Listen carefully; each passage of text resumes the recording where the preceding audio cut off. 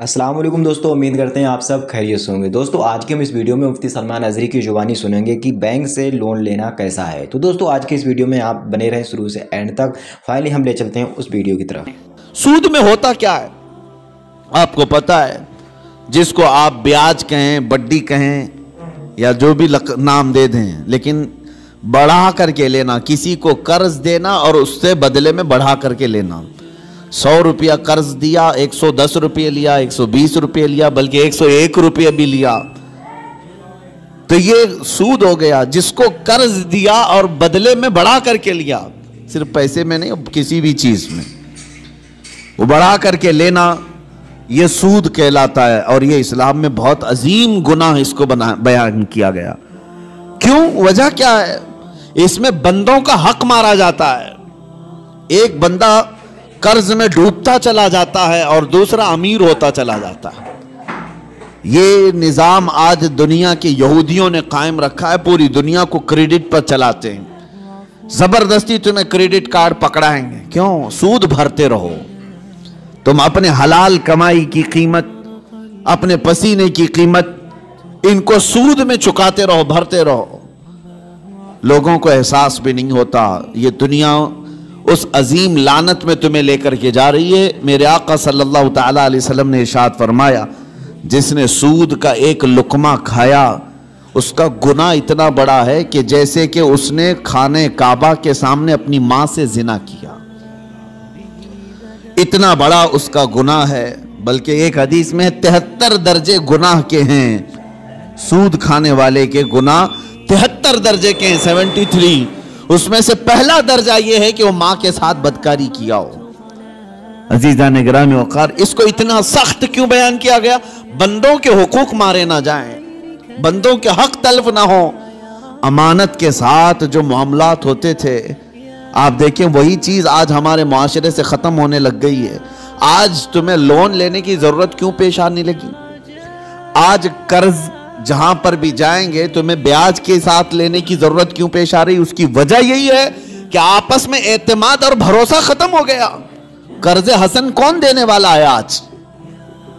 आज एक मुसलमान उठे और दूसरे के पास जाए और कहे कि मुझे 5 लाख की जरूरत है, इल्ला माशाअल्लाह, कौन होगा? करीब से करीब तरीन दोस्त भी मुंह फेर लेता है। उसकी वजह सिर्फ एक तरफा नहीं है, 2 तरफा है। कर्ज लेने वाला और कर्ज देने वाला, दोनों के दरमियान एतमाद का रिश्ता नहीं है। कुछ लोग कर्ज लेते हैं लेकिन वो देना नहीं चाहते। ये भी बंदों के हुकूक की पामाली है। उनको क्यों दिया जाए कर्ज? लोग डरते इसीलिए कि 5 लाख दूं कि 1 लाख दूं, ये तो देने का नाम ही नहीं लेता। और कुछ लोगों की लत पड़ जाती आदत, इससे भी मांगा उससे भी मांगा और कर्ज में डूबते चले गए। वो ऐसे भिखारी बन जाते हैं कि उनके लिए दरवाजे बंद हो जाते हैं। हदीस पाक सुनो, रसूल करीम सल्लल्लाहु अलैहि वसल्लम इरशाद फरमाते हैं, जिसने कर्ज लेते वक्त ये सोचा कि देखा जाएगा अदा करने की उसकी नीयत नहीं थी, हुजूर सल्लल्लाहु ताला अलैहि वसल्लम फरमाते हैं उस पर अल्लाह ताला जमीन को और तंग कर देता है। उसके लिए दरवाजे तंग हो जाते हैं। और फरमाते हैं कि जिसने कर्ज लिया और देने की नीयत थी और यह सोचा कि मेरी नाक जमीन पर रगड़ जाए लेकिन मैं उसका हक दूंगा, हुजूर फरमाते हैं अल्लाह उसके लिए रोज दरवाजा खोलता है, उसके लिए असबाब पैदा करता है। यहां लेने वाले की दिल में ख्याल ही नहीं रह गया कि सामने वाले से मैंने रकम लिया है। बेचैनी शुरू हो जानी चाहिए, हमें बेकरारी शुरू हो जानी चाहिए। किसी का कर्ज लिया है तो नींद उड़ जाए कि नहीं, मेरे भाई का कर्ज है, मुझे वापस देना है। लेकिन यह मामलात ऐसे नहीं रह गए, जिसकी वजह से आज दुनिया ने तुम्हें सूद का आदी बना दिया। अब कौन देता है कर्ज हसन? कर्ज हसन का मतलब क्या है? 1 लाख रुपये मैं आपको दिया और बदले में आपने भी 1 ही लाख रुपये लौटाया। ये कर्ज हसन अच्छा कर्ज है। पहले ये हुआ करता था आपस में मोमिनों के दरमियान कर्ज, लेकिन जब लोगों के मामलात खराब हो गए तो कौन देना चाहता है? और लेने वाला भी आजकल लौटाना नहीं चाहता। तो ये मामलात खत्म होने लग गए। और उसकी वजह क्या बनी? जब एतमाद का रिश्ता टूट गया तो तुम सूद के कारोबार में पड़ गए। अब तुम्हारे पास कोई रास्ता नहीं रह गया। जाओ बैंकों से लोन लो, یا غیر مسلموں سے بھاری سود میں قرض اٹھاؤ اور اپنے کام کرتے رہو. یہ سب کی نوبت صرف اسی وجہ سے آئی کہ آپس کے رشتے خراب ہیں, یہ معاملات خراب ہیں, ایک دوسرے کے ساتھ محبت کا رشتہ نہیں ہے. عزیزان گرامی وقار, یہ کام صرف ہم نے اپنے ہاتھوں تباہ کیا ہے, اپنے ہاتھوں برباد کیا ہے. آپ کو اندازہ ہو, ایک صحابی حضور صلی اللہ تعالیٰ علیہ وسلم کے پیچھے نماز پڑھتے تھے اور صبح فجر کی نماز میں بہت جلدی بھاگ کر چلے جاتے تھے, سلام پھیرتے ہی نکل جاتے. ایک دن ان کو صحابہ اکرام نے روک لیا کہ آپ حضور کے پیچھے نماز پڑھتے ہیں اور رکتے نہیں ہیں. اللہ کے رسول صلی اللہ تعالیٰ علیہ وسلم سے ان کی شکایت بھی کی. حضور صلی اللہ علیہ وسلم نے ان سے پوچھا, کیا بات ہے فجر کی نماز میں اتنی جلدی بھاگ جاتے ہو؟ اس صحابی نے جواب میں کیا عرض کیا, کہا یا رسول اللہ صلی اللہ علیہ وسلم, میرا گھر اور ایک یہودی کا گھر دونوں متصل ہے, لگے ہوئے ہیں, اور اس یہودی کے گھر کے آنگن میں ایک کھجور کا درخت ہے جس کی شاخیں میرے گھر کے آنگن میں بھی آتی ہیں, اور صبح صبح پکی کھجوریں میرے آنگن میں گر جاتی ہیں. میں اس لیے بھاگ کر جاتا ہوں کہیں میرے بچے جلدی اٹھ کر کے وہ کوئی کھجور کھا نہ لیں. میں وہ کھجوریں جمع کرتا ہوں اور اپنے پڑوسی کو اس کی امانت لوٹا دیتا ہوں. روز میرا یہ کام ہے. مجھے ڈر لگا رہتا ہے کہ کہیں میرے بچے وہ ناجائز کھجوریں نہ کھا لیں, پڑوسی کی کھجوریں جو ہمارے آنگن میں گری ہیں. یہ صحابہ کے اخلاق تھے. وہ یہودی تھا پڑوسی, اس کی ایک کھجور کھانا بھی انہیں گوارا نہیں تھا. کیا ہم نے بچوں کی یہ تربیت کی ہے؟ دوسرے کا مال نہیں اٹھانا چاہیے.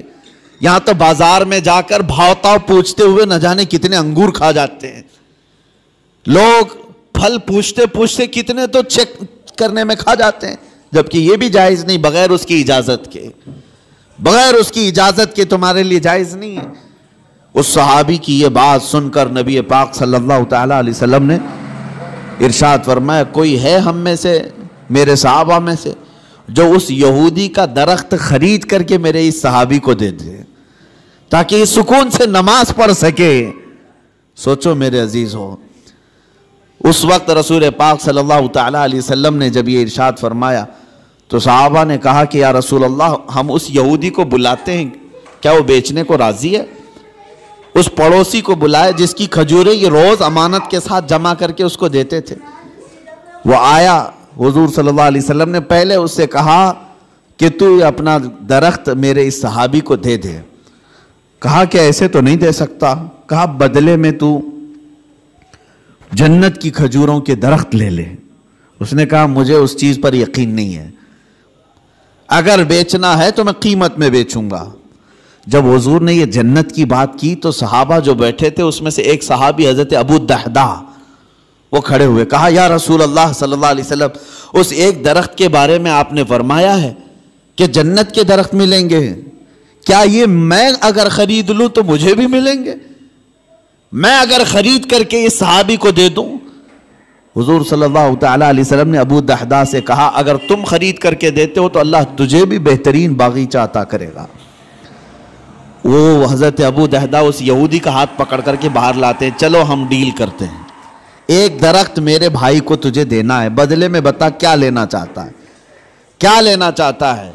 وہ مانتا نہیں تھا. حضرت ابو دحدہ کون صحابی ہیں میں آپ کو بتا دوں, اوالی مدینہ, مدینہ کا ایک علاقہ جہاں آج بھی اوالی اس کو کہتے ہیں, مسجد قباء کے قریب, وہاں کے کھجوریں دنیا کی سب سے بہترین کھجوریں مانی جاتی.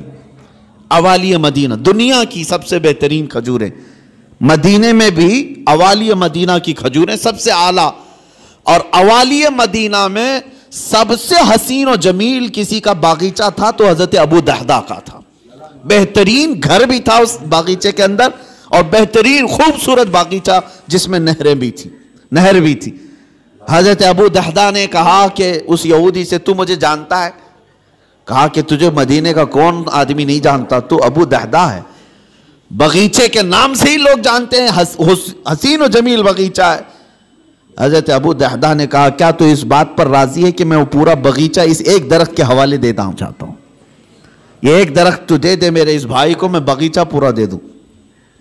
اس یہودی نے کہا کیا مذاق ہے یہ, کیسا مذاق ہے؟ اس نے کہا رسول اللہ کی بات پر میں کبھی مذاق نہیں کرتا. اور نہ ہی مسلمانوں کو یہ زیب دیتا ہے میں معاملات کر رہا ہوں تیرے ساتھ۔